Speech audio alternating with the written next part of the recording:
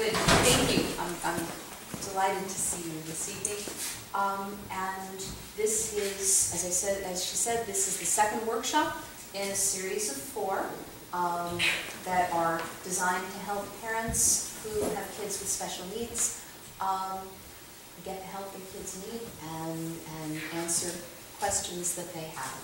So, as I said last time, the most important thing to take from this workshop is the understanding that you, as parents, are the experts on your child. I say this a lot because I feel as though I have to push back against lots of people who kind of indicate to parents that they don't really know what they're talking about. And in fact, that's not been my experience. My experience has been that parents almost always know what's going on with their kids. They understand where their strengths and weaknesses are, and they just need to be listened to, quite honestly.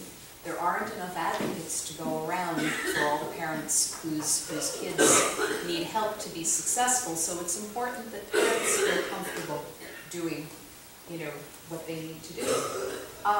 So this is the agenda for the 4 workshops. This is session 2, Understanding Independent Evaluations. You have a handout for this session, and it is, again, in the form of skeleton notes with room for you to put your other notes on the side.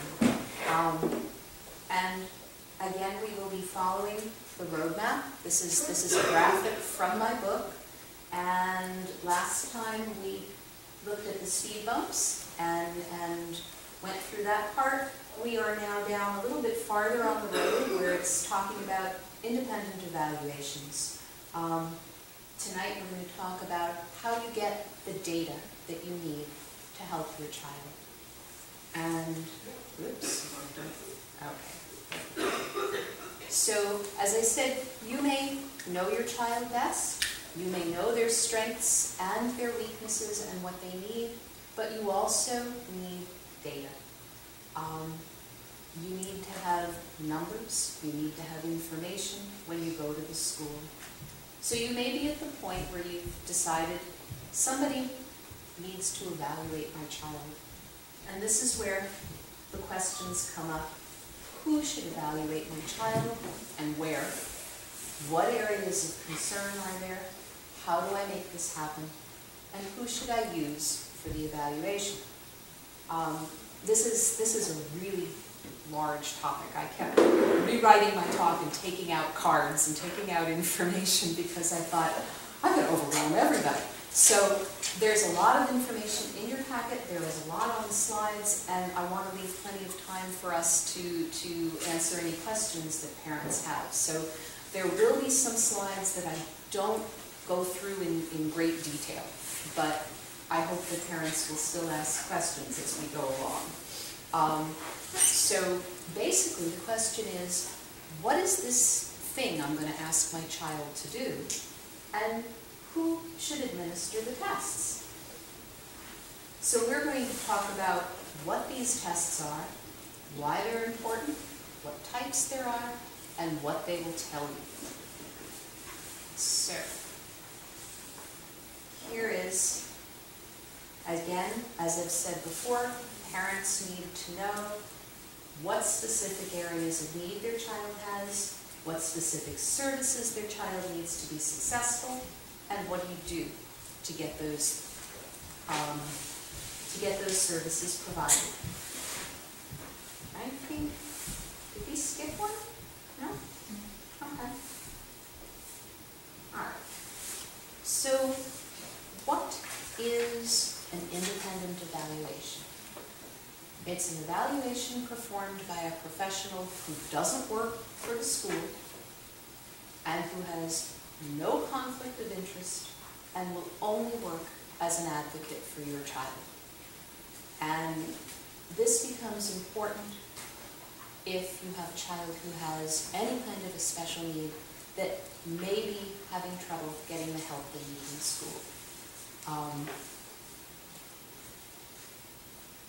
An independent evaluator is someone who is highly skilled and experienced, someone who will help you advocate for your child, that part's important, and someone who is completely objective. Why is that important? The specific skills and training are important because your child may need an evaluation that's not available through the school system. Most school systems don't have a neuropsychologist on staff. They may not have someone with specific training in diagnosing autism, someone with specific training in sensory integration. There are areas that the school won't have a particular professional on staff to deal with. An independent evaluation is important because often you're looking for a diagnosis, and in many cases a school will say, we don't diagnose ADD, we don't diagnose dyslexia. I've had parents tell me that, many school systems will say that to them, but that's not what we do. We don't diagnose this stuff. And so if you're looking for a diagnosis so that your child can qualify for help, you may need to get that someplace else. When you have an independent evaluation done, you get to choose your evaluator, which means that you can ask questions of this person. How many kids have you seen who are like my child? How many years have you been doing this? What's your experience? What's your training? What's your specialty? And you can choose the one who's the best fit for your child and your family. And an independent evaluator that you choose will provide ongoing support and advice for you as parents. And why is that important? Because parents want the truth. And as I learned today, apparently this quote comes from one of our former presidents. The truth will set you free, but first it will make you miserable. And what happens is when you truly get the truth after an evaluation is done, it's often pretty hard to hear and pretty hard to take in. I keep a big box of Kleenex in my office because a lot of parents are tearful when they get the test results. They hadn't realized how much their child was struggling. They hadn't realized how hard things were or how far behind they were. And it's often, not so easy for them. So I think that for me, you want an independent evaluation because you want something that is objective, unbiased, accurate, and complete. And one of the problems with dealing with a school system is that there is a conflict of interest there. It's a little bit like asking the candy makers to recommend a snack. They're going to recommend M&Ms because that's what they sell. And you don't always get the recommendation for what your child needs. You'll frequently get the recommendation of what they happen to have. So, school systems will often try to be as objective as they can, and I believe they all do the very best job that they can, but there is a conflict of interest there. And there we go, there's my second point here. There's no such thing as a free lunch. Basically, you all know this expression, and you know it in various forms, that you get what you pay for. And, free things are generally worth what you pay for them. There is a real correlation between going out and finding someone who's going to evaluate your child and do it in a way that is complete and accurate and unbiased. And unfortunately, that may not be a free evaluation. So it's important for parents to know what the pluses and minuses are, and that's where I get to my next slide in a minute. It's kind of like buying a TV or a new car. Nobody would say, I'm going to go buy a car and not look at Consumer Reports, or not look at Angie's List, or not go on Amazon and look for reviews. So it's the same thing if someone's going to evaluate your child. It is a big deal to put your child through an evaluation. You really want to make sure that you're going to get what you need from that evaluation. And having said that, let's look at the 3 different places that you can go to get an evaluation. You can see that they overlap, and some of the tests that are going to be given will be the same if you have the school test your child, or if you have a hospital test your child, or if you have an independent eval. So let's consider the advantages and disadvantages. So the advantages of school testing are that it's free, you don't have to take your child anywhere, and you don't have to argue with the school system. The disadvantages are that in most cases it's not going to include neuropsychological or projective testing. It often won't provide as much detail or depth. It will only recommend what the school has to offer. And you can't choose your evaluator. Whoever they have on staff, that's who you get to test your child. The other problem that I have noted many, many times is that some of the tests they choose to use provide inflated scores. And that can be a real problem if you're trying to help your child qualify for the help that they need. So if you take your youngster to a hospital, Children's, Mass General, Tufts, whatever, the advantages are that the cost is often mostly covered by insurance. They can do the projectives if necessary. If you have a significant concern about your child's emotional functioning, they can do that.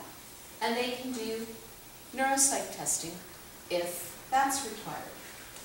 The disadvantages are that you often aren't going to get academic testing, which is something a lot of parents want. And hospitals are not going to do the follow-up. It's not part of their schedule.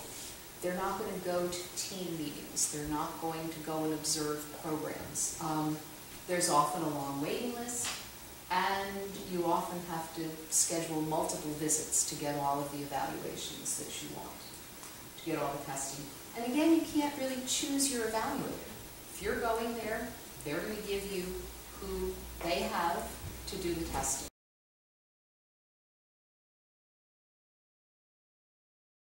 And most of the kids who come to me and have had hospital evals have gone back multiple times. So it's interesting. It is. And in fact, I do my testing in a full morning, but we take plenty of breaks. And most kids are fine with that. The ones who aren't, we schedule another time for. So I have a lot of flexibility, and I will schedule it for more times if I think that's needed. But whoever's doing the testing, you've got to be tuned into the child, and if they're fried, you have to stop and schedule another time. With an independent evaluator, you can choose the evaluator, someone whose skills and experience match the questions that you have. The results will be complete, they'll be objective, and the recommendations will be specific for your child's needs. You can choose an evaluator who will provide follow-up services. Disadvantages would be, again, some will require multiple sessions. I see a lot of kids who come from 2 hours away. They come from the Cape, they come from Western Massachusetts, and they and their parents are very glad that they can do it in one session. With breaks, and we take as many breaks as we need, but when they're done, they're done. Many clinics won't do the follow-up services that parents want. And the other disadvantage of an independent eval is the cost. Insurance companies tend to pay for part of the evaluation, if they pay for it, because they consider it mostly to be an academic problem, a school problem. The insurance companies will tell parents, well, have the school test your child. And then, without realizing that there are many aspects that parents won't be able to get if they're going to school. And so that is, I think, probably one of the biggest problems, is that insurance companies are not paying for this as a medical expense, even though this is all neurological. You know, all of your child's difficulties come from the brain. And so the fact that the insurance company makes a distinction between a child who has a broken arm or a child who has diabetes and a child who has a learning disability doesn't make a whole lot of sense. But they do. They do. So I've been talking all about follow-up services. What do I mean by follow-up services? I mean someone who will go to a team meeting with parents, present the results of their testing, argue for the services that a child needs, help write the IEP. Someone who will do a classroom observation or a program observation when that's necessary, and it often is. Someone who's willing to testify at a mediation or a hearing if that's necessary. And again, many clinicians, even private practice ones, won't do that. If you think that's a problem that you may get to, you need to ask that question. Follow-up services include consultation with other professionals, availability for additional parent meetings, and help with understanding the IEPs, the other testing, the progress reports. Parents often have questions. Most people who do independent evaluations will build in some extra time so that if parents have, other questions and they need to call and talk, they can get some of those questions answered. Alrighty. The next issue would be, or the next question would be, why would you want an independent evaluation? The right evaluation opens doors, answers specific questions, lights the path, and makes you a stronger advocate. And it's also written in language that parents understand.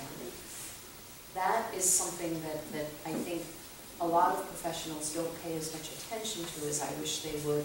If you as the parents don't understand your child's report, then the evaluator has basically failed, because you're the ones who are going to be out on the front line trying to get what your child needs. Even if the evaluator is coming with you to offer support, you need to understand what that evaluation says. So an independent evaluation opens doors. It gives you objective data that you bring with you when you go to the school. It increases your ability to be successful in advocating for your child, because you now have numbers that you're bringing with you. An independent evaluation answers specific questions. The testing should fit the questions that are being asked. You should be able to get a diagnosis or a diagnostic area, and there should be concrete recommendations for the type of help or the program that a child needs. The right evaluation lights the path. I thought that was good with Halloween coming up. I like the little pumpkins. It provides parents with a recipe to follow at home. Do this and this and this with your child. And it tells you the path that the school should be taking to help your child be successful. An independent evaluation makes you a stronger advocate for your child. It documents their current levels of performance. It lets you compare your child's skills to those of an average learner and see how well your child is getting over those speed bumps that we talked about last week. It helps you plan the amount of growth that you can anticipate your child will make in a year's time or in a given period of time, as long as they're getting the right help. So one thing that I do want to clarify is that medical doctors do not test. If you take your child to a pediatrician or a pediatric neurologist or a psychiatrist, they're going to talk with you and your child. They're going to take a history. They may ask your child to do a few little tasks, but it's other professionals who are going to be the ones doing the actual testing and getting the numbers that you need to take with you to school. So that's important. You will get a referral from a medical professional. You can get therapy, you can get medication. They are important parts of the team, but they do not do the actual testing. So here we have the types of evaluations that you can get: psychological, academic, neuropsychological. I keep looking at that, hoping I spelled it right. Speech and language, occupational therapy, physical therapy, sensory integration, or reading. And before everybody groans, I'm not going to go through all of those in detail. I'm going to go through the first three in detail because these are ones that I happen to give. But in your handouts and on the slides, which we'll go through quick, I've listed what you should be able to learn from each of those other evaluations. And if anyone's questions involve those evaluations, I'm happy to talk about those. I worked in a multidisciplinary setting for many years and went to case conferences that were multidisciplinary, where the occupational therapist would present her report and the reading specialist would present her report. And so I've always had a lot of respect for these other professionals and refer people for those evaluations whenever I think that they would benefit. So, the first question parents probably have is, what the heck are they doing in that room for 4 or 5 hours? Passing tests. What the heck are they doing? And so, because many parents probably don't know what we're doing in there, I brought some props. Okay. So, one of the things, move this down to the next one. What are some of the things your child will do? They're going to answer verbal questions. They'll answer information questions. They'll answer questions about, what do you do in this kind of situation? What do you do if you find someone's wallet or pocketbook in a store? What do you do if you see smoke coming from the window of your neighbor's house? And then they'll ask factual questions as well to see what your kid's knowledge base is like. They'll ask kids to copy what they see using a pencil. Neuropsychological test. Copy this. You have as much time as you need. Can't rotate the paper. Can't rotate this thing here. And the important thing is how accurate the child is and how organized they are in the way they go about doing it. Now, obviously, I don't give this to 3-year-olds. I know you have young kids, right? But older kids, yep. One of the tests that is a cognitive test is the Stanford-Binet. And one of the tests on the Stanford-Binet involves blocks that get placed in front of numbers, and the examiner will tap a certain number of blocks, and then the child has to duplicate that. We're looking at visual memory, at sequential memory. I give tests where I'm asking kids to put the cards in order so they tell the story that makes sense. There's going to be word reading. There's going to be word retrieval. What is this? All I want is a word. I just want a word. What's this? What's this? There's, 50 or 60 of these, and you want a specific word to see how well this child can retrieve those words, what their vocabulary is like, how much they hesitate, how much they need the first sound to be able to give you that word. Some of the things, most people know about the blocks. The kids all remember the blocks from testing to testing. These are red and white blocks, and you're looking at whether the child can reproduce a design that starts off simple and then by by the end, it's pretty complicated with those blocks. Can they take the blocks you give them and reproduce the design within a certain amount of time? Can they put puzzles together? This is one of the math tests that gets used. And there you'd be showing the child a certain problem.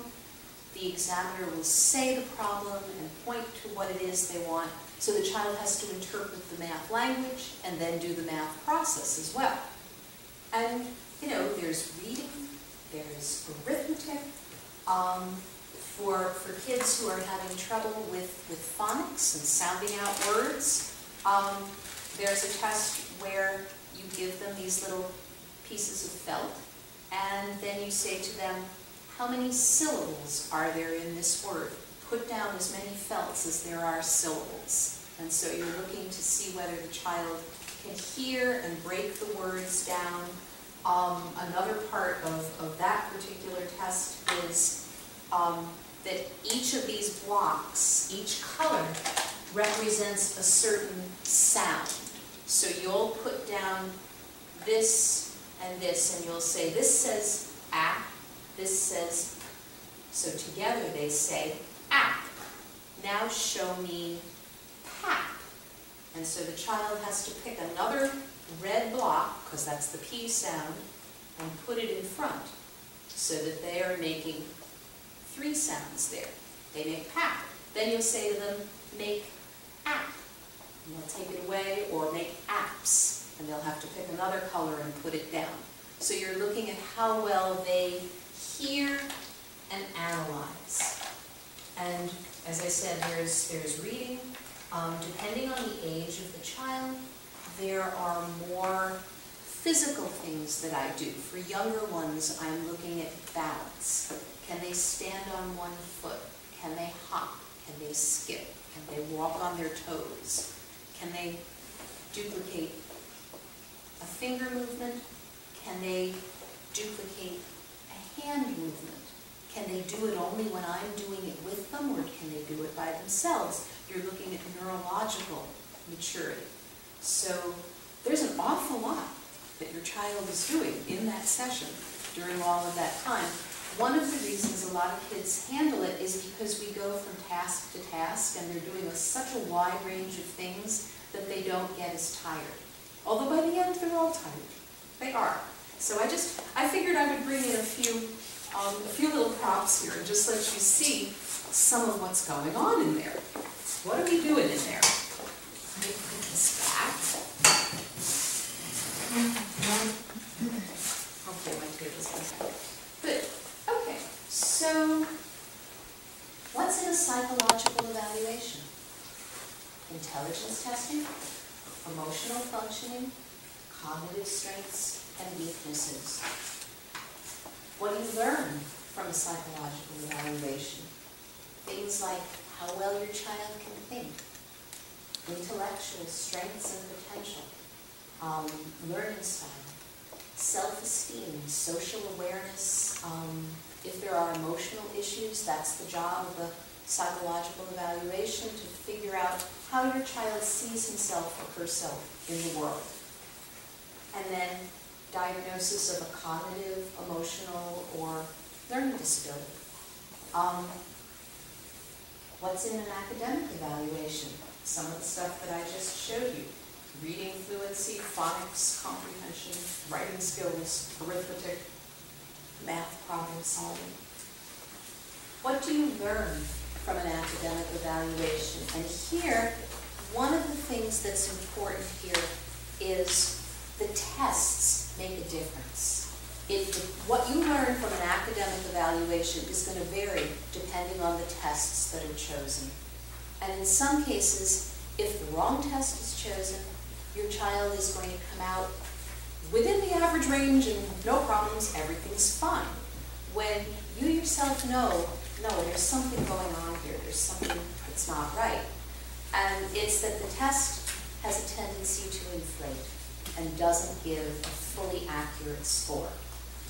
So one of the things that's in your packet is a list of tests that I believe are accurate and that provide reliable, dependable results. It's a whole pile of abbreviations. Psychologists are worse than people in the Army. Everything's got to have like 3 or 4 letters and be an abbreviation. If you are working with an independent evaluator, or even if you're not, if you go into the school and you say, what are these tests, and these are the ones that I want, everybody knows what these tests are. So what you're hoping to get from an academic evaluation are standard scores, percentiles, and grade equivalents. Now, school systems consider grade equivalents to be one step above the devil. They don't like grade equivalents, they don't like to use them, they don't like to discuss them, they don't like when I come into a meeting and I bring them with me. And they say, well, those are not really considered accurate. And I'm thinking to myself, yeah, but everybody understands what we're talking about here. Parents understand. If there weren't a need for grade equivalents, there wouldn't be grades in school.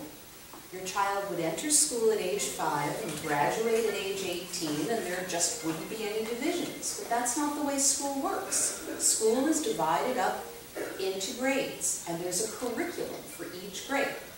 So it makes perfect sense to say, does my child get that curriculum? Does my child perform at the grade level of the grade that he's in? Can he do those tasks? So, you know, percentiles and standard scores, they're an important part of explaining it, but I am also looking for those grade equivalents because parents know, and I know, that if I say your child reads at a mid-3rd grade level, then you should be able to go into Barnes & Noble and pick up a book that says RL3 on the back of it, and your child should be able to read it. And that's one of the things that's real important to parents, is can they do that? So I'm looking for whether those scores are within grade level expectations. You should get a diagnosis if there's an academic learning disability, if there's dyslexia, if there's dyscalculia, which is an inability to do math. If there's an academic learning disability, that should be evident.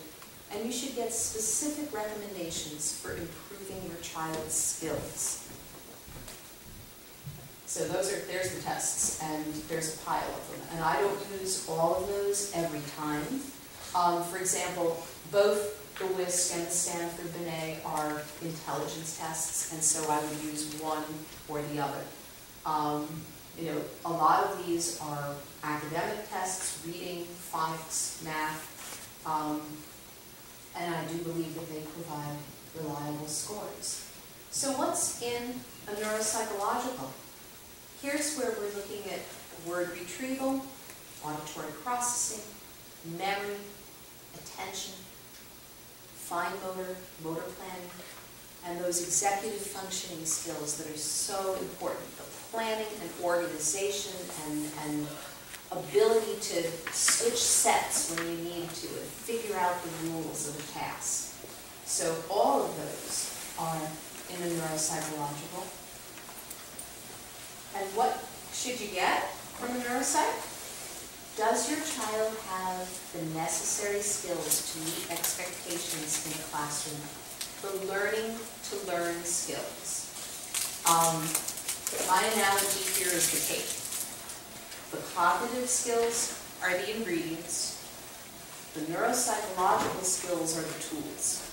They're the baking pans and the measuring spoons. You need those to bake your cake.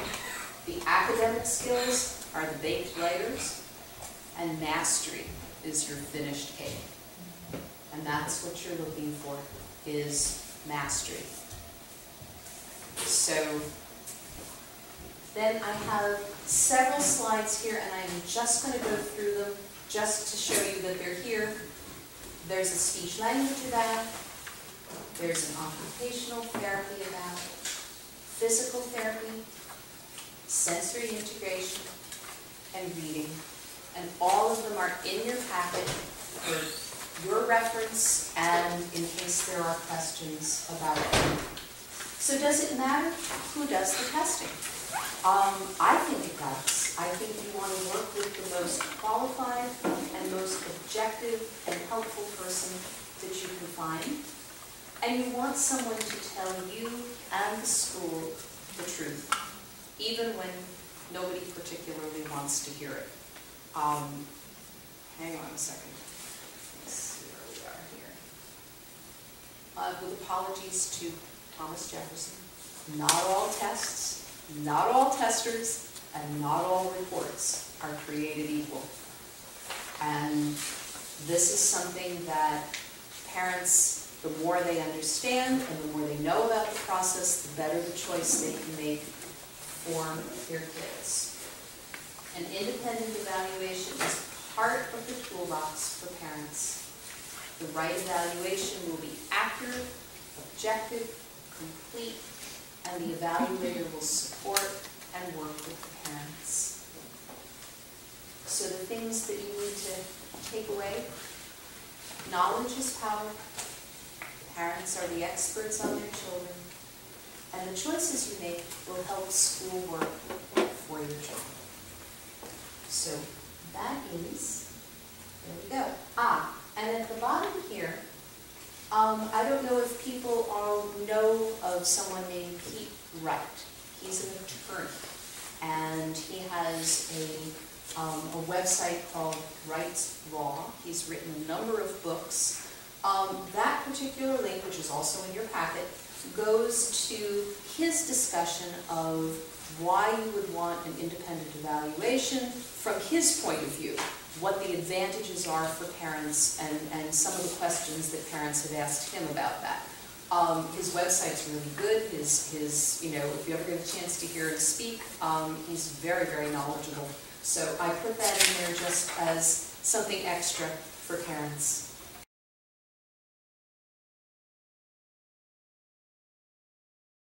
Oh, absolutely. He's been doing, and he travels all over the place. I mean, you know, I'm not at the point where I'm traveling yet, but I have to admire his schedule. You look at his website, I mean, he's all over the place. So, and his books they're really clear for parents who need to understand whatever the legal process is. I think his books are very good.